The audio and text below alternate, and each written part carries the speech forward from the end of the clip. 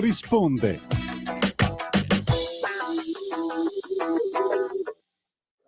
Ciao a tutti, buongiorno. Buonasera, ci sentite? Benvenuti, ben ritrovati all'Avvocato Risponde. Allora, questa sera ho qua ospite con me il collega, l'avvocato Massimo Leonardi. Ciao Massimo. Ciao Celeste, siamo lontani questa sera. Sei in linea? Sì, io sono in linea, ma tu non sei venuta in studio? Non siamo vicini, ma è come se lo fossimo, dai, Lo so, tutto ma sommato. sei un po' raffreddata, giusto? Sì, sono abbastanza Quindi raffreddata, giustamente sì. perché hai voluto non attaccarmi al raffreddore sei stato in ufficio. Infatti devi ringraziarmi, esatto, Ma bravo. so se ti ringrazio. Scherzo. Magari poi lo No, prendo lo allora, stesso. puntatona di Sì. pensioni, eccetera. Intanto avviso tutti che ci fa sempre piacere se ci chiamate e interagite con noi allo 02 9294 7222. Mi raccomando, fatelo in quest'ora perché è molto interessante sentire anche i vostri casi e le vostre opinioni. Io prima di, diciamo, affrontare i quotidiani argomenti vorrei dare la parola al collega che giustamente vuole fare una riflessione sul tema delle toghe, questo tema attualissimo che Sì. riguarda questi giorni. Non so se Ecco, molti Celeste, di voi magari avranno sentito la notizia. Vorrei un commento dall'avvocato Leonardi. grazie Celeste. Allora, Toghe non quelle che si mettono per fare udienza, giusto? No, sono toghe, sono i magistrati e abbiamo pensato tanto prima diciamo, abbiamo diciamo così, parlato prima di dire questo che stiamo per dire, ma ci sembrava giusto in primis perché una riflessione, su questa radio nessuno ci ha mai detto, e questo è un pregio credo unico, nessuno ci ha mai imposto una linea editoriale, nessuno ci ha mai imposto cosa dobbiamo dire. Questo diciamo così, come pregio di Radio Libertà. Vero. Perché non succede, signori ascoltatori, in nessuna televisione, in nessuna radio. Qui abbiamo richiesto che ci venisse data, tra virgolette, carta bianca, nel senso che non ci venisse imposto nessuna linea editoriale, e così abbiamo fatto. Oggi, per la stessa ragione, vogliamo sottolineare, secondo noi, un fatto davvero strano, ma nello stesso tempo che fa riflettere, che è successo proprio questa settimana, con delle dichiarazioni che sono giunte per il tramite di una famosa email che è arrivata è stata intercettata da questo Marco Paternello, che pensate è il sostituto procuratore della Cassazione, che con una mail che ho qua davanti, che voglio leggere brevemente, dice quanto segue: Meloni non ha inchieste giudiziarie a suo carico, legge testo vigoroso e quindi non si muove per interessi personali, ma per visioni politiche, e questo la rende molto più forte e anche molto più pericolosa la sua azione. Nessun commento da parte del Premier, poi insomma, praticamente alla fine c'è la chiosa, che dice: Meloni oggi è un pericolo più forte di Berlusconi, dobbiamo porre rimedio. Allora, è chiaro che queste dichiarazioni rese da un sostituto procuratore della Corte di Cassazione hanno, a mio modo di vedere, un peso molto rilevante e devono far riflettere, perché non è possibile pensare solamente, nella lontana ipotesi, che l'organo della magistratura abbia più o meno delle preferenze nei riguardi di nessuno. A maggior ragione dobbiamo avere la sicurezza che sia un organo super partes quello che va a decidere tutti i nostri interessi. Quindi credo che in qualche maniera qualcosa deve essere fatto dopo queste dichiarazioni, qualcosa deve essere, qualche provvedimento deve essere preso da parte sia della magistratura e su chi deve diciamo vigilare anche sull'operato della stessa. Questo era dovuto per l'introduzione all'Avvocato Risponde, perché è un tema giuridico che non potevamo non sottolineare. Ecco, Hai perfettamente ragione e hai detto una cosa sacrosanta, dovrebbe essere terzo imparziale. Questo è uno dei principi fondamentali, voglio dire, del nostro paese, della Costituzione, di tutto. Esatto. E ci si augura che lo sia. Si augura che lo sia e che chiaramente sempre, queste comunque, come del dichiarazioni resto, insomma, nelle aule dei tribunali bisognerebbe applicare, ecco, questa regola come regola fondamentale. È chiaro poi, Celeste, e chiudo, che queste dichiarazioni hanno ancora una valenza più grande, se la vogliamo leggere sotto questo punto di vista, perché arrivano proprio dopo quella sentenza clamorosa del Tribunale di Roma, che ha disapplicato una norma dello Stato che aveva previsto, per il tramite di un accordo con l'Albania, che gli immigrati venissero trasferiti. Questo dà ancora più rilevanza, perché non è stata così resa, non è a caso. non è a caso, questo non possiamo dirlo, però arriva fatalmente all'indomani del Però provvedimento. stranalmente, Ecco, certo, questo è deve far collegato. riflettere. Io credo che, ripeto, non vogliamo accusare nessuno, noi stiamo agli atti. Quello che è successo, a mio modo di vedere, deve far riflettere perché dobbiamo avere la garanzia assoluta che chi giudica con una toga importante come quella di un magistrato deve avere un interesse che non è assolutamente, diciamo così, è imprescindibile il disinteresse che deve Contaminato, avere. sì, sì, Esatto, sì, esatto. assolutamente. Anche perché altrimenti viene proprio meno la fiducia. Già, parliamoci chiaro, Massimo, noi notiamo da avvocati che le persone sono molto sfiduciate nei confronti, come dire, della giustizia, degli strumenti legali, delle cause. Lo diciamo sempre che c'è una sfiducia generale che porta poi ad abbandonare magari anche la possibilità di poter vincere, fare una causa che può risultare invece vittoriosa, eccetera. E questo già ci dispiace.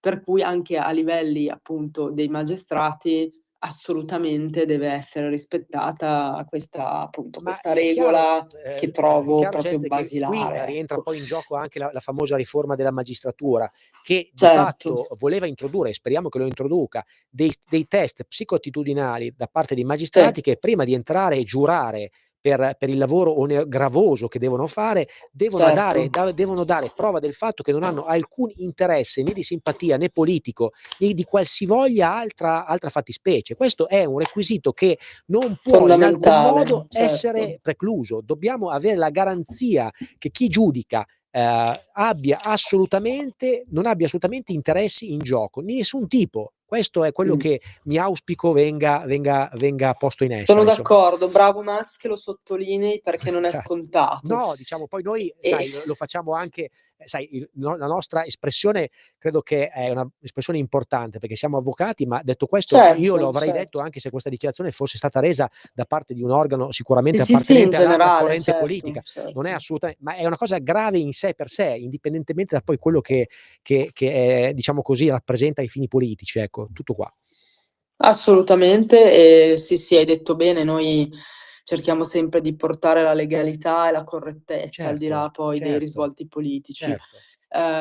E invito ancora a chiamarci perché appunto approfittate Siamo anche in diretta su di questo TikTok, ce ne spazio della diretta per avere la possibilità anche magari di raccontare il vostro caso. 0292947222 oppure potete anche scriverci ad info@l'avvocatorisponde.com e verrete sicuramente ricontattati appunto per avere la vostra consulenza. Dunque, oggi vogliamo dedicare la puntata appunto ancora alle pensioni, che sono un argomento molto forte, in attesa di quelle che saranno poi le novità, diciamo della legge di bilancio che sicuramente dobbiamo aspettare a fine anno e vedere che cosa ci prospetta la legge di bilancio per il nuovo anno. Ci saranno sicuramente alcune novità, già ho letto le varie proposte, no Max? Quindi sia sul piano Beh, fiscale allora ma ci anche sono sul novità piano importantissime che tra previdenziale l'altro sono Ceste, scusa, prevista qualche novità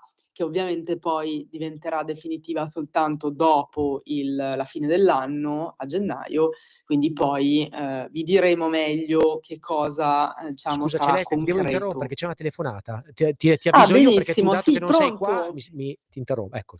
Pronto? Buonasera, Pronto? con chi parliamo? Buonasera, io sono Daniela, telefono dalla provincia di Brescia.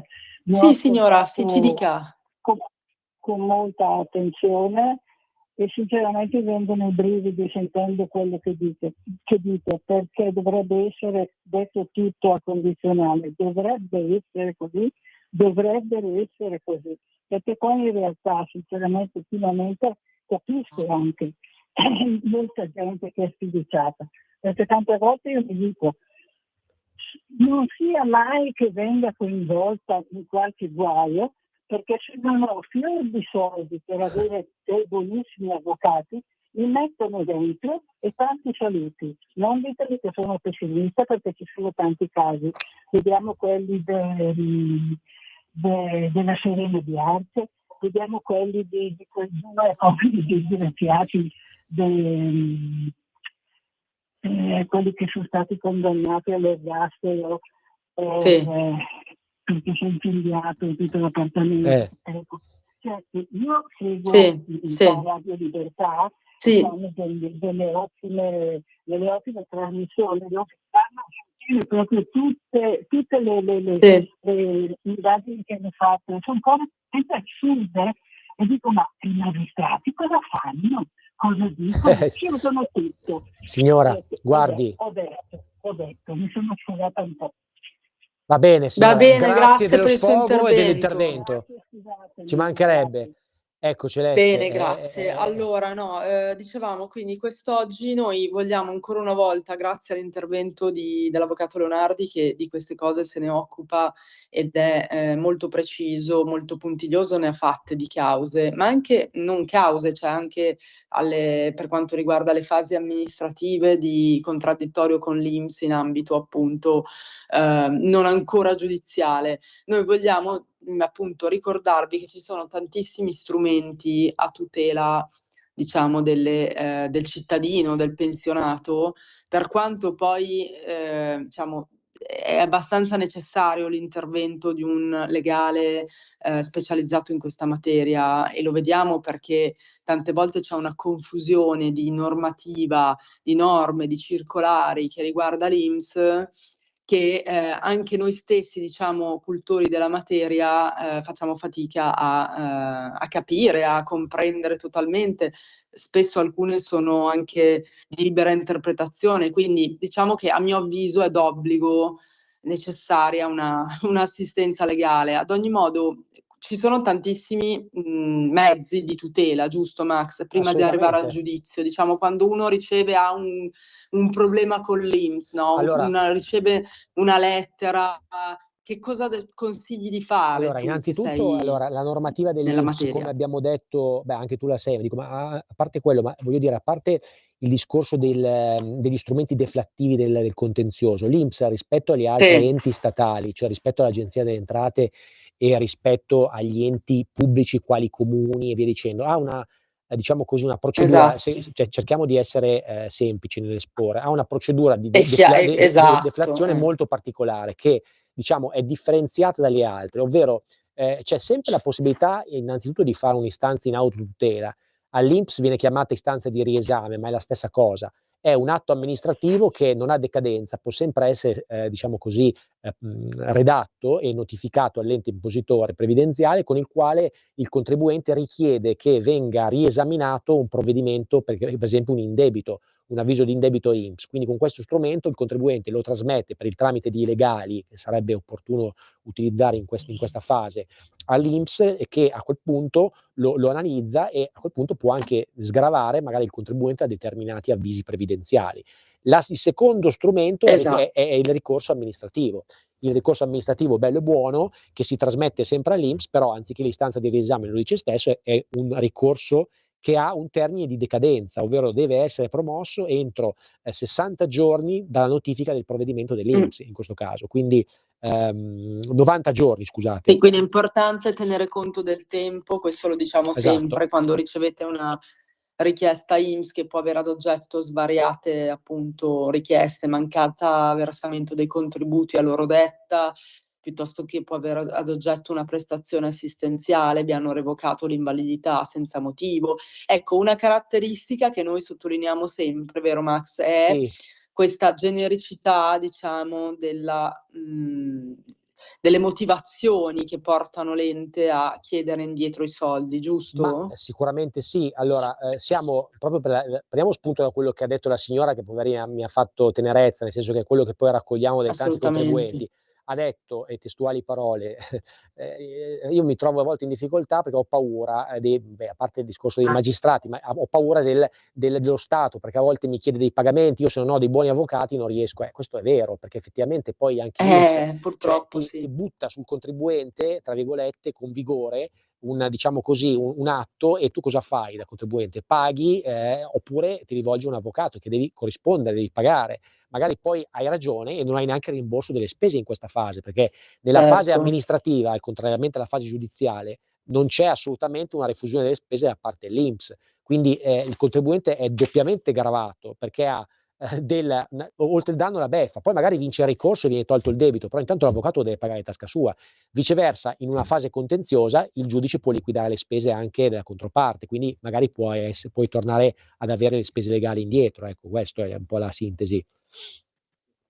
Vero, però non bisogna, come dire, mi spiace infatti sentire persone che, come dicevamo, hanno una certa timore, magari anche sfiducia, perché è tutto un insieme di cose, però d'altronde, cioè, io consiglio sempre di andare da un esperto piuttosto che magari fare una sorta di autotutela o tutela in proprio che porta spesso a ulteriori conseguenze, magari anche a peggiorare la situazione. Anzi, a mio avviso bisogna sempre, come dire, non perdere tempo, e specialmente con l'INPS, come diceva il collega, quando ricevete comunicazioni che vi chiedono, specialmente vi fanno delle richieste di soldi indietro, cioè non perdete tempo, perché ci sono dei termini ben precisi per poter poi far valere l'impugnazione e chiedere l'annullamento.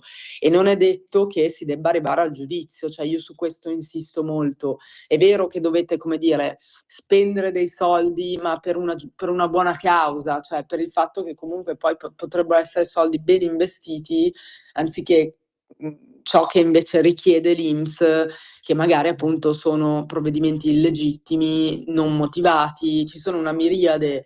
Chiaramente noi conosciamo le argomentazioni che possiamo addurre in un ricorso, ci sono argomentazioni di rito, di forma, ci sono argomentazioni nel merito, spesso anche ci sono argomentazioni che neanche vi immaginate, che da soli, a mio avviso, non riuscireste non conoscendo tutta la normativa INPS, a tirar fuori, ecco. Posso dire una cosa, Celeste, scusa, una cosa che sul discorso delle Sì, spese, che poi è un discorso molto importante, che magari le persone che ascoltano certo. dicono quanto vanno a spendere tutto. Certo, sì, c'è una spesa, perché evidentemente è un ricorso, però vedetelo anche come un investimento, perché la pensione poi perdura negli anni. Non è un qualcosa come, per Appunto. esempio, una richiesta di pagamento che esula in sé per sé.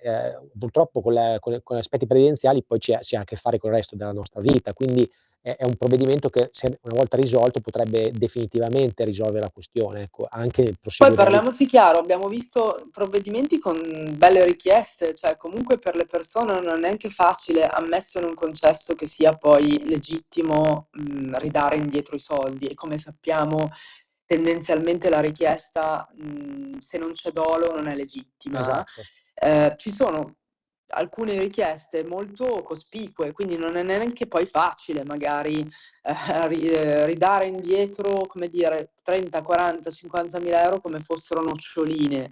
Anche questo è da considerare. Quindi prima di ridarli indietro o di darla vinta, assolutamente fate perlomeno controllare con una consulenza la legittimità del provvedimento, perché Max, sicuramente Massimo ne sa, ne ha viste tante. Ci sono provvedimenti che, cioè, sono privi di motivazione, sbagliati nel quantum anche, perché magari vi chiedono indietro le somme al lordo, non al netto, Sì, cioè ci sono anche certo. questi Ma poi discorsi, giusto soprattutto c'è Max? anche un discorso di E mancata motivazione poi dell'atto, mancata cioè motivazione perché che va a violare, a proposito di Costituzione, anche la nostra Costituzione. Questi sono solo alcuni dei, diciamo, motivazioni di rito. Poi se si entra nel merito, per esempio l'INPS ha dei tempi per poter chiedere la restituzione di importi, e se non rispetta questi tempi, e ci è capitato certo. ultimamente, chiaramente è in decadenza, e quindi si può far valere anche questo aspetto. Sono tanti i casi, sia a livello di appunto persone fisiche, ma sono altrettanto, e ne abbiamo affrontati con il collega, sono tanti anche i casi che hanno ad oggetto delle SRL, giusto Max? Cioè Assolutamente. di Bah, sì, contribuzione allora, in versata. generale, ripeto, anche l'amministratore della SRL può essere colpito da provvedimenti di questo tipo, perché, come avevamo sempre detto, l'amministratore della SRL deve contribuire anche lui, scusate, alla Sì, parte certo. previdenziale. Come può contribuire? Se percepisce un emolumento come amministratore, deve iscriversi alla cassa parasubordinati, scusate, e versare i contributi alla cassa Sì. parasubordinati. Se altresì impiega il proprio lavoro all'interno delle SRL, potrebbe essere oggetto anche di contestazione per il versamento della cassa gestione commercianti, quindi un duplice versamento. Purtroppo l'orientamento su Milano, ovviamente, come potete ben immaginare, è propenso a richiedere al contribuente tutto e di più, perché è ora di dirla finalmente, perché non si può più Sì, andare che poi avanti, anche cioè lì, non si può più Max, andare scusami, avanti così. lasciami dire, Sì, però cioè diciamolo è perché... assurdo che però purtroppo è anche il mondo del diritto che è fatto così, la giustizia più che altro. Cioè, in un tribunale sono state decise in una direzione, in un altro foro invece in Sì, direzione allora opposta. noi abbiamo fatto discussioni anche recentemente in Corte d'Appello, senza entrare nel merito, Sì. però a volte siamo un po' anche, diciamo così, non dico giù di morale a volte, però sembra che quest'argomento, che è estremamente tecnico, non venga analizzato da parte dei giudici con particolare dovizia di particolari, perché l'argomento del previdenziale societario è complicatissimo, perché è un incrocio di materia fiscale, tributaria e societaria, quindi riuscire a spiegare a volte che un amministratore non può pagare il 70% di contributi, perché il 60%, perché tra cassa parasubordinati e gestione commercianti, se voi le mettete insieme, sono praticamente il 60%. Allora cosa fa uno? Cioè chiude l'azienda, tira giù la serranda e chiude, no? Perché siamo molto pratici. E questo non è possibile, richiede un No, duplice certo. versamento. C'è una Cassazione che è a sezioni unite che dice che non è possibile tranne pochissime eccezioni e io quando non si riesce diciamo così, a ottenere un risultato da questo punto di vista sono particolarmente sconfortato, perché è giusto chiedere al cittadino, al contribuente una tassazione, ma così vuol dire essere sopra quello che è la norma normale, perché chiedere a un amministratore di versare 2 casse per me è illegittimo dal punto di vista di... Beh, è come una doppia tassazione, cioè non c'è Sì, niente da esatto, fare. ma quella Cassazione lo dice, salvo casi estremi in cui un amministratore lavora anche, ma in strutture aziendali dove ci sono dei dipendenti, l'amministratore non può versare due contribuzioni, no? E a volte questo concetto, farlo passare non è così semplice, perché sembra che sia un qualcosa di estremamente complicato, quando invece non lo è, perché bisogna usare sempre il buon senso secondo me anche il fisco dovrebbe usarlo, fisco e l'INPS, per andare a Sì, chiedere però tu che hai esperienza, tu che hai anche esperienza per dire con invece le cartelle dell'Agenzia delle Entrate, Sì. cosa riscontri come Ma differenze? allora, come differenza, innanzitutto che l'Agenzia delle Entrate, da questo punto di vista, è un pochettino più, diciamo così, precisa, usiamo questo termine, precisa nel contestare, perché gli atti che arrivano dall'Agenzia delle Entrate spesso sono ovviamente motivati e hanno un raziocinio, cioè alla base, no? Non è che arrivano cose che non hanno un senso. E poi soprattutto la procedura di sgravio è più veloce, cioè voglio dire, c'è un meccanismo per il quale l'Agenzia delle Entrate ha sistemi automatizzati più efficienti di quelli dell'INPS, pertanto c'è comunque quasi la sicurezza che quando arriva una roba di questo tipo, del tipo mancato pagamento, hanno ragione spesso. Non so se ho reso l'idea, cioè del tipo... Però anche in quel caso si può fare una Assolutamente, perché contestazione. assolutamente delle volte sì, però diciamo così hai la sicurezza o comunque la contezza del fatto che sui mancati pagamenti, sto dicendo, quando manchi un pagamento di una cartella, se ti arriva, evidentemente il contribuente spesso non l'ha versata, ok? Viceversa, invece, quando c'è una contestazione più nel merito, allora no, lì è diverso, allora lì entriamo nel tema del fare ricorso anche all'Agenzia delle Entrate, insomma, e quindi anche lì si può predisporre un'istanza in autotutela oppure impugnare l'atto in commissione tributaria, perché là è commissione tributaria. Sì, certo, Mentre l'organo competente. mentre il Tribunale del Lavoro, o come tu ben sai, è competente sull'aspetto previdenziale, la commissione tributaria provinciale e regionale è competente sugli aspetti fiscali. Ok, bene, quindi insomma è sempre possibile comunque far valere le proprie ragioni, ribadiamo, con la tutela e l'assistenza di un avvocato che si occupa di queste questioni è sicuramente meglio, onde evitare magari di incorrere in errori o in conseguenze magari ulteriori, perché poi, cioè, ripeto, per fortuna con gli enti pubblici c'è la possibilità, c'è questo passaggio, che poi è un passaggio obbligato, che però possiamo leggerlo anche positivamente, appunto della fase amministrativa. Certo. Poi fanno fatica a rispondere perché, come sa anche il collega, non sempre, non essendo obbligati, non sempre rispondono. Noi ecco, e qui sta anche la differenza, noi facciamo dei solleciti in modo tale che li poniamo un po' nella, come dire, normale, Celeste. quasi nell'obbligo di darci, perlomeno fornirci una risposta, in modo tale poi da avere anche una risposta appunto per un possibile giudizio, ecco. Comunque vorrei precisare che la regola generale è il dolo, che si intende, cioè se c'è dolo, cosa vuol dire se c'è dolo? Vuol dire se, diciamo, l'INPS va sempre avvisato come ente, quindi il consiglio generico ovviamente è di qualunque variazione di reddito, qualunque iscrizione a un'altra cassa, piuttosto che non so, un contribuente che improvvisamente decide anche di cambiare lavoro o di versare a un'altra cassa, cioè avvisate sempre l'INPS. Mandate sempre i vostri redditi anche all'INPS, non solo all'Agenzia delle Entrate, perché in tal modo perlomeno non vi si può attribuire un dolo, perché il dolo è proprio in quel senso, cioè di non dare informazioni all'INPS sul vostro stato reddituale, insomma, è questo che poi l'INPS vi può, come dire, vi può attribuire, cioè di non aver appunto avvisato Tra l'altro, scusa Celeste, di aver cambiato. volevo fare un piccolo Sì. cenno sulla manovra, no? Perché adesso c'è questa manovra che ovviamente va a toccare anche aspetti Sì, previdenziali. infatti lo dicevamo Ci sarà prima, la sì. quota 103, no? La possibilità di andare in pensione prima, ci sarà probabilmente... Sì, io ho visto, ho iniziato a leggere, certo, come ogni anno saranno facendo anche delle modalità di pensione anticipata con dei ovviamente contributi minimi per poter andare in pensione.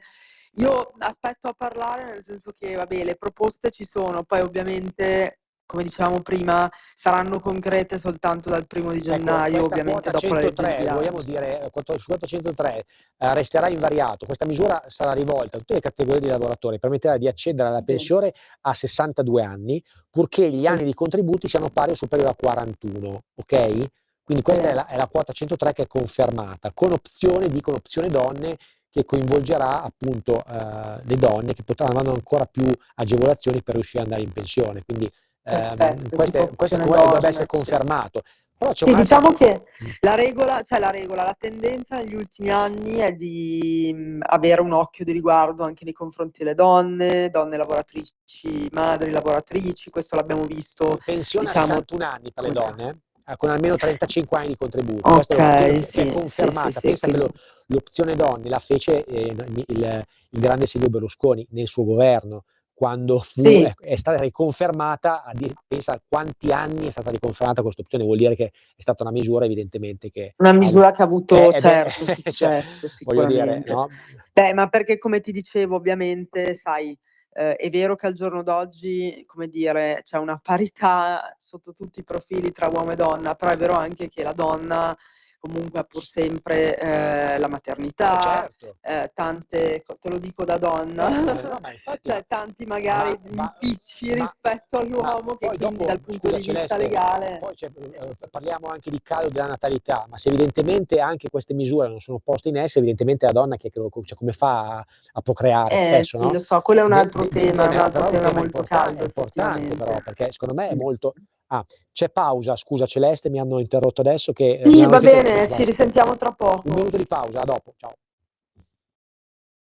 Sempre più liberi con La Tua Radio è il nuovo sito che mette in prima pagina opinioni, firme, notizie, uno sguardo nuovo e originale sui fatti che ci circondano. Il nuovo quotidiano online. Semplicemente radiolibertà.net.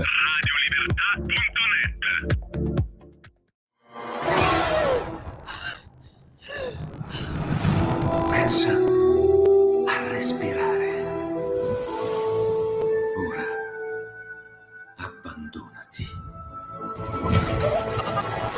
Che cosa vedi? Luce, oscurità, l'equilibrio.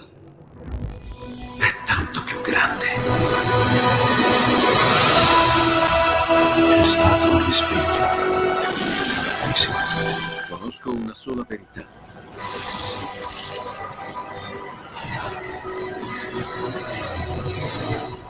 Movie Time ti fa entrare nel vivo del cinema, ti fa sentire come se fossi tu il protagonista del grande schermo.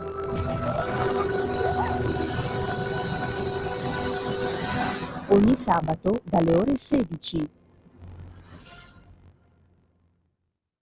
Un nuovo modo per sostenere la tua radio. Visita radiolibertà.net. Ti basta un click e potrai versare il tuo contributo volontario direttamente online. Potrai donare con ogni tipo di carta di credito, anche prepagata. Ti aspettiamo online Su radiolibertà.net. Sostieni la tua radio con il tuo contributo volontario. Radio Libertà. La tua radio. Diamo voce alla nostra gente.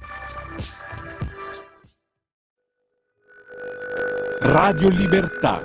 In un mondo in cui i mezzi di informazione vanno verso una sola voce, una radio che di voci vuole averne tante.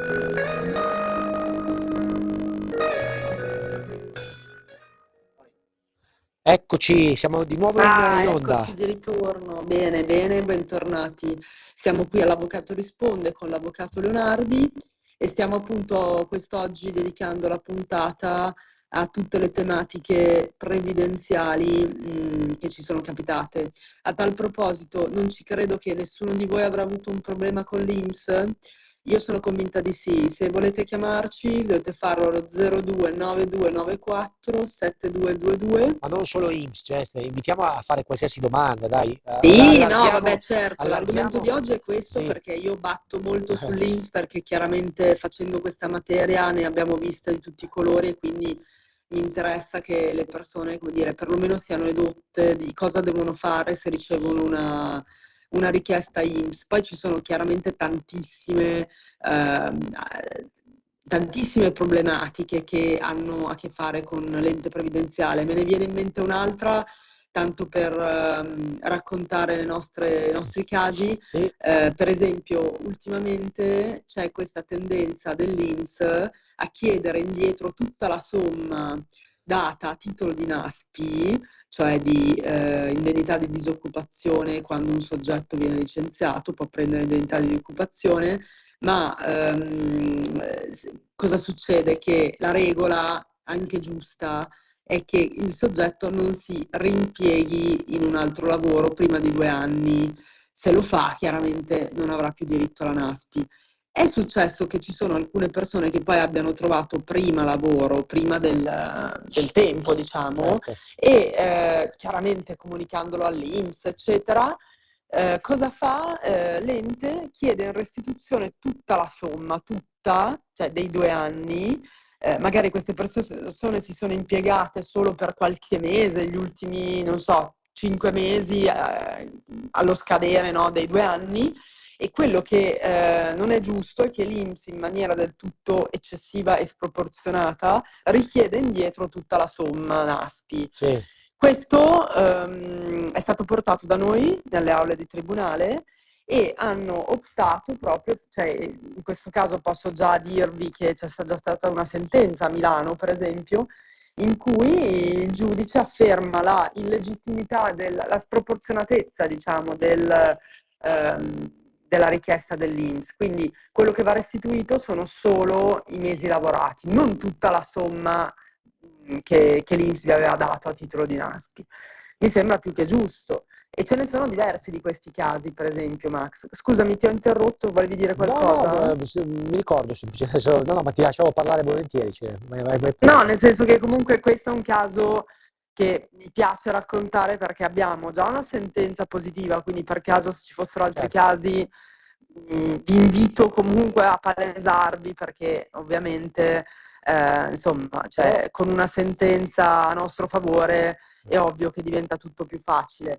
E poi, cioè, nel senso, tante volte bisogna anche, come dire, far valere la proporzionalità delle sanzioni, perché chiaramente, cioè, insomma, mi sembra equo. No, sì, dicevi allora, io invito tutti a chiamarci anche su altri argomenti. Sì, perché poi ma anche una chiacchierata, va bene lo stesso. No, anche perché, come sapete, l'avvocato Leonardi ed io ci occupiamo poi anche di altre cose, ovviamente anche di responsabilità medica, abbiamo seguito diversi casi a riguardo, piuttosto che anche di incidenti stradali, che anche quello è un aspetto non irrilevante. quindi anche solo senza dire il nome, ma per magari raccontare il vostro caso, per noi è molto utile. Tante volte ci piacerebbe anche partire dal vostro caso, quindi 029294 7222.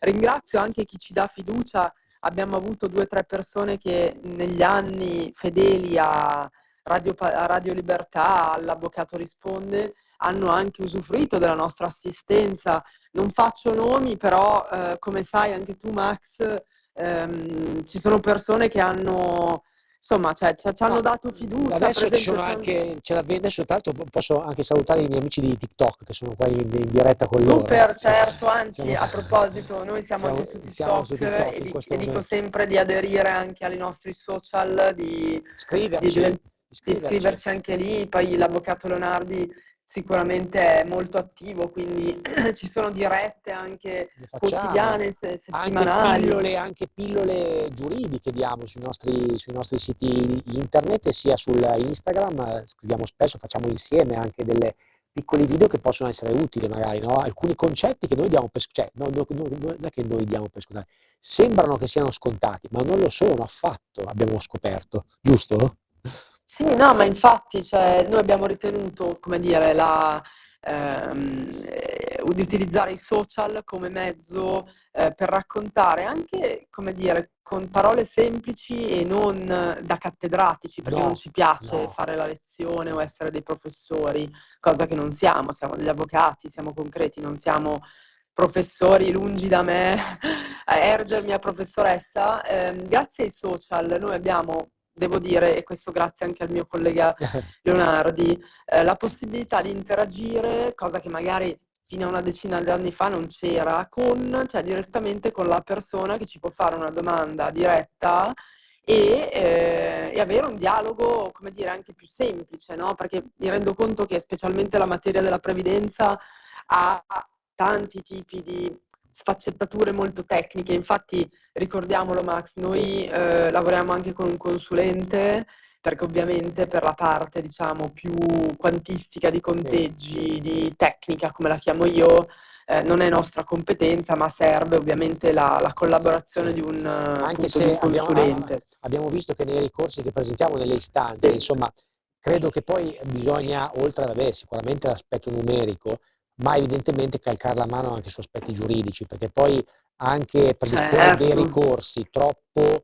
che abbiano carattere da consulente del lavoro, che per l'amor di Dio non voglio assolutamente, però è chiaro che poi chi li va a esaminare, che sono dei giuristi, perché i comitati provinciali dell'INPS che esaminano i ricorsi sono composti da giuristi, corre il rischio di non avere quell'efficacia che invece magari potrebbe avere, parliamoci chiaro. Allora, noi di solito integriamo le relazioni, specialmente per chi deve andare in pensione, eccetera, integriamo le nostre relazioni con l'aiuto, la collaborazione del consulente. È vero anche che, come diceva giustamente il mio collega, nei ricorsi, la nostra parte fondamentale è quella giuridica, cioè la difesa, le argomentazioni di diritto. Poi, parliamoci chiaro, una delle facoltà che ha il giudice è proprio quella di nominare un CTU, un esperto contabile, quindi non siamo di certo poi noi a dover fare conti o a dover, come dire, preoccuparci di questa parte, tanto se vuole lo fa il giudice, come abbiamo visto che spesso succede. A proposito, c'è un'altra procedura di cui ci occupiamo che è molto, come dire, utilizzata. Questo però lasciami dire, Max, che me ne sono capitate tante. Sempre i provvedimenti INPS possono avere ad oggetto anche non solo, diciamo, prestazioni previdenziali, ma anche prestazioni assistenziali, cioè le invalidità, le indennità di accompagnamento, le maggiorazioni sociali, sono tutte quelle prestazioni che hanno una natura assistenziale, cioè vengono in aiuto tendenzialmente della persona che magari ha una, diciamo, deficit fisico o psichico.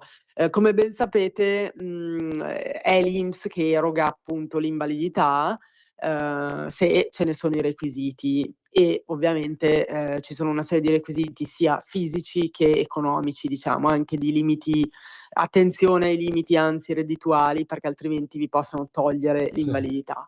Ci sono capitati, perché spesso succede, delle revoche da un giorno con l'altro di invalidità, anche qui non meglio specificate, perché l'INPS riteneva che la persona, diciamo, con la menomazione, con la problematica di salute non fosse più, diciamo, non avesse più diritto ad avere l'invalidità.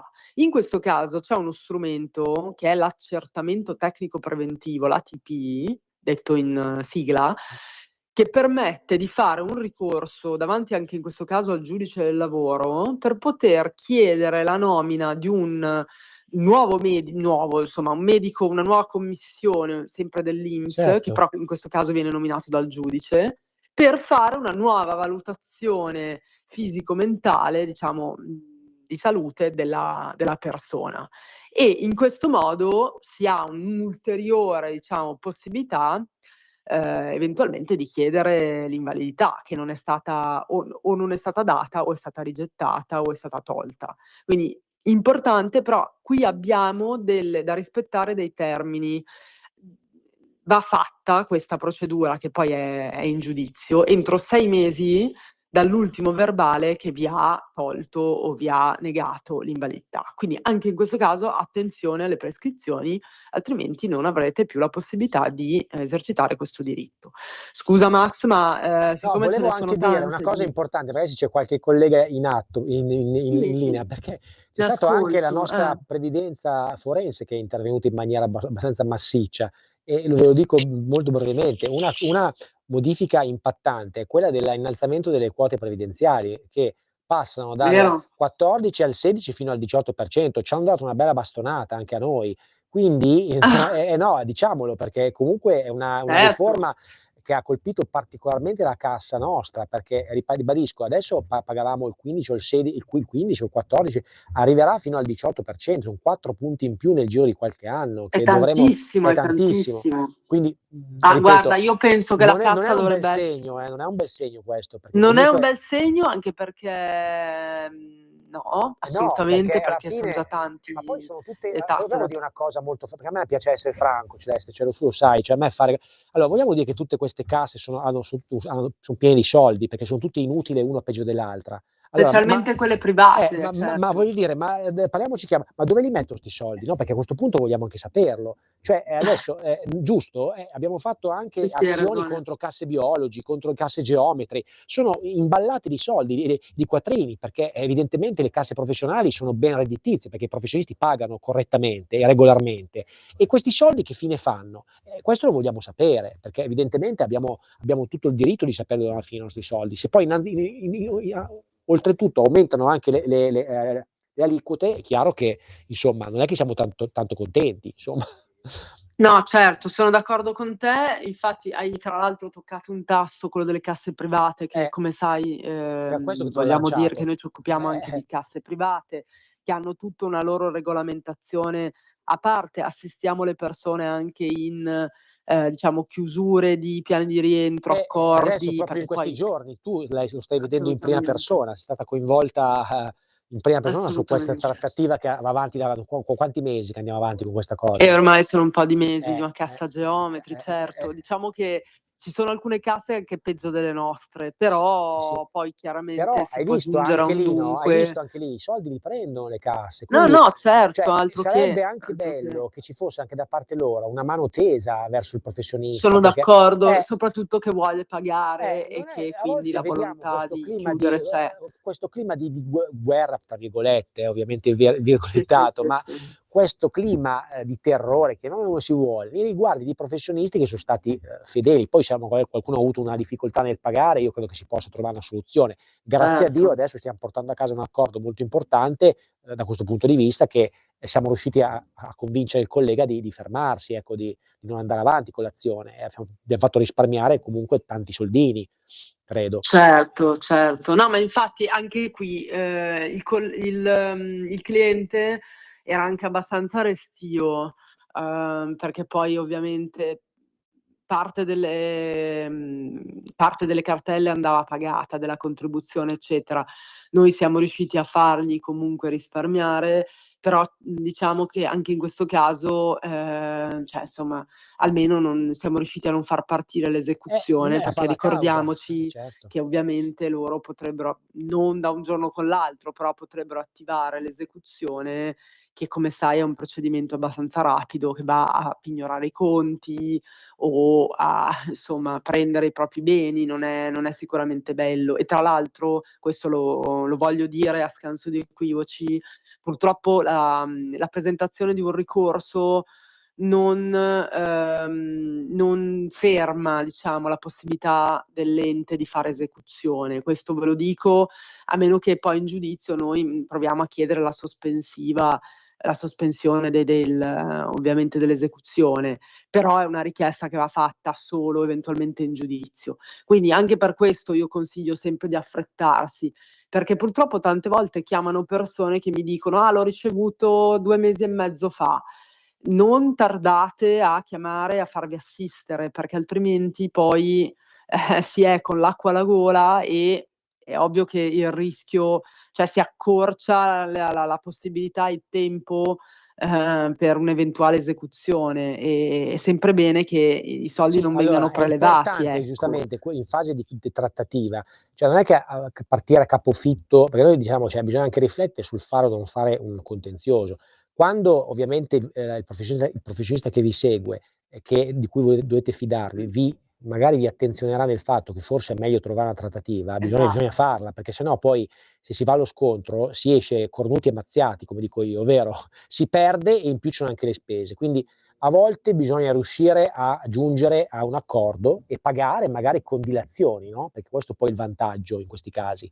Si ottengono dilazioni di Esatto. tantissime rate, 5-6 Sì, anni. diciamo che poi 5-6 con il anni. nostro intervento siamo riusciti anche ad chiaramente parlando coi colleghi, interfacciandoci e spiegando anche un po' la situazione del singolo, siamo riusciti anche ad ottenere rate che, diciamo, andando personalmente da soli presso l'ente Insomma, difficilmente riuscireste ad 72 ottenere. rate sono praticamente Anche quanti anni? 90 Max, Sì, siamo insomma, riusciti anche anche 90, 90 quindi anni. cioè parliamoci chiaro, se uno fa la giustizia fai da te, lo abbiamo visto Cioè sono 7 constatato anche con anni, mano. 7 anni con rate di 100 euro al mese, roba da ridere, non voglio sminuire i 100 euro, è da ridere in quel, diciamo Beh, così, rispetto alle richieste, no, ma poi certo, correlati al nostro cliente, che era un cliente che poteva permettersi chiaramente di pagare questa cifra, quindi insomma per uno che ha un buon reddito, 100 euro al mese riesce a sostenerli tranquillamente, quindi è un buon accordo certo. una trattativa del genere, perché ti Ah, ma fa... infatti,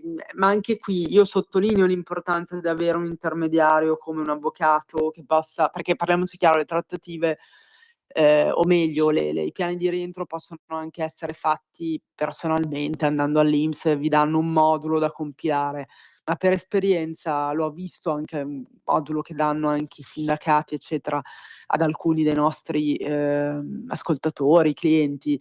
Cioè non c'è quella, come dire, attenzione che può esserci con un intermediario, quale un avvocato, che ovviamente si, prende l'incarico di chiamare, il collega, chiamare l'ente, spiegare anche un po' la situazione personale della Certo. persona, perché poi ovviamente siamo esseri umani, ognuno ha delle situazioni ovviamente che l'hanno portato magari a non poter pagare o insomma, e quindi si manifesta la volontà di pagamento e si riesce a ottenere anche appunto delle rate veramente, come dici tu, Dilazionate, insomma dilazionate, misura diciamo che non ti molto pesa, ecco, forte. riesci a sopportarlo, ecco, un pagamento che lo riesci a digerire, diciamo così, usiamo questo termine, lo riesci a digerire, perché i pagamenti non è mai facile. Esatto, anche perché, cioè, chiaro, noi non vogliamo far passare il concetto che tutti i provvedimenti INPS non siano legittimi. È ovvio che ci sono delle regole, Certo, è certo. ovvio che alcuni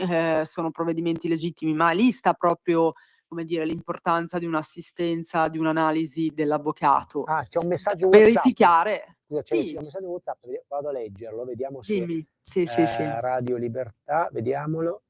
Allora, non lo vedo, però. Aspetta, Sì? No, non lo vedo, ma adesso me lo dirà. Ah, certo, perfetto. Scusa, mi sta indicando intanto il nostro bravissimo regista. Sì. Eccolo qua. Dov'è? Sì, leggi pure tu. Buonasera. 17:42. Allora, io non lo vedo però, sai che... Aspetta, Antonio, eccolo qua, grazie. Buonasera, ecco, grazie mille. Lo leggo. Buonasera, sono un pensionato da abbastanza anni, però il ministro Amato nel 92 ha annullato le norme che l'INPS aveva detto per noi donne, che per fare le mamme siamo state obbligate. Purtroppo con l'arrivo di Amato ha annullato tutto, per cui è lunghissima, è una mail lunghissima, cerco di riassumerla perché basati su quelle indicazioni dell'INPS non potevano... diciamo che è uno sfogo, Celeste, più che una domanda. Diciamo che è uno sfogo di questa contribuente cittadina che dice che l'INPS ha avuto tantissime riforme negative, una di queste addirittura col Amato, e niente, anche lei si lamenta un po' della situazione in cui verte l'INPS. E vedi, questi sono sfoghi che sono più che legittimi, perché la gente è esasperata a volte, quindi... Sicuramente. No? Cioè è chiaro che, ripeto, già le persone prendono pensioni da 1.000-2.000 euro, 2.000 euro poche, e in più arrivano a volte questi avvisi di indebito, come sono capitati a noi, dove ti tolgono per anni dei soldi che tu hai intascato in buona fede, no? E te li richiedono indietro. È terribile questa cosa, è terribile. Quindi cioè, il richiedere a un contribuente, un cittadino che percepisce una pensione che è stata maturata con un sacrificio enorme, e richiedere che vengano versati indietro dei contributi che secondo l'INPS sono stati incassati illegittimamente, cosa che invece spesso non è, perché il cittadino, immaginati tu se un pensionato ha la capacità di capire se un qualcosa è in più rispetto a quello che gli spetta. Lui fa la domanda e quello che gli danno prende, no? Cioè deve essere l'ente previdenziale che a un certo momento controlla, ma controlla tempestivamente, non a distanza di anni. Qui stiamo purtroppo vedendo delle contestazioni che arrivano dall'INPS, che arrivano magari a distanza di 2 o 3 anni successivi all'erogazione della pensione. Ecco, Celeste, ci sei? Sì, assolutamente, no, sono d'accordo. Vi sento male. Ah sì? Ok, va bene, allora vado avanti un po' io. Vediamo se mi senti adesso un po' meglio o no. Io ti sento molto bene, comunque. Vabbè, comunque, insomma, gli stavo dicendo che ci sono questi provvedimenti da parte dell'INPS che stiamo vedendo, e uno anche ne ho affrontato in questi giorni, che arrivano a distanza di anni richiedendo al pensionato una restituzione di somme che erano state legittimamente intascate da persone. Quindi in questo momento il cittadino si trova in difficoltà. Vengono da noi e dicono: avvocato, ma io prendo 1.200 euro di pensione, me ne chiedono indietro 6-7 mila perché a fronte di questi anni che secondo loro ho diciamo così, ho intascato in modo illegittimo. E in questo caso bisognerà poi fare ricorso e il cittadino si troverà a dover spendere i propri soldini. Quindi insomma sono situazioni delicate. Speriamo che si riesca ad alleggerire la pressione fiscale, che è quello che io mi auguro che avvenga, perché... Ecco, ma scusami, ripristinato il collegamento. No, stavo dicendo, speriamo che si riesca Sì. ad arrivare finalmente a un decremento della pressione fiscale. La pressione fiscale io intendo sì, sempre, caspita. però non solo come imposte dirette, perché bisogna essere molto chiari. Qua assumo la veste da commercialista, cioè la pressione fiscale indiretta include non solo le imposte dirette, include anche le imposte indirette, include anche le tasse. Cioè le tasse quali sono banalmente? Anche Sì. per esempio la tassa, quella di revisione degli autoveicoli, cioè queste qua sono praticamente concorrono ad aumentare la pressione fiscale, perché certo.